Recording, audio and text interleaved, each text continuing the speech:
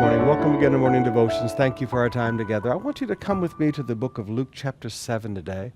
The woman has anointed his feet with the beautiful fragrant oil, and then the scriptures picks up in verse 48. Jesus said to her, "Your sins are forgiven."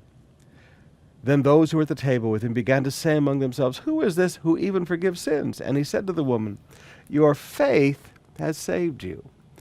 Now, I don't know where this idea comes from, but people begin to think that the whole concept of salvation by faith began after the cross, or sometime in the book of Acts, or sometime, but you need to understand there's only been one plan of salvation since the very beginning.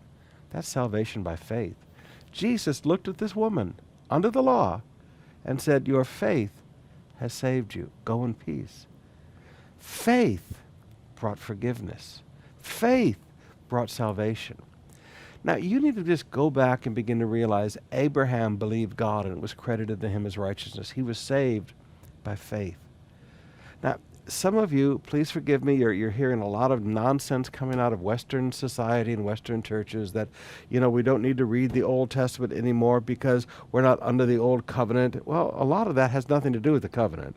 And, we don't need to read the Gospels today because Jesus lived under the law. We should only read, the book of Acts and the epistles. Folks, please, read the Bible.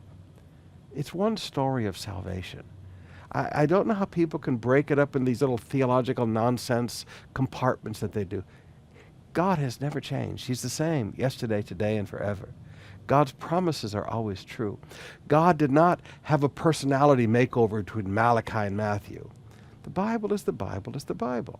Learn to read the entire Bible and realize there's been one plan of salvation since the beginning. It has always been salvation by faith.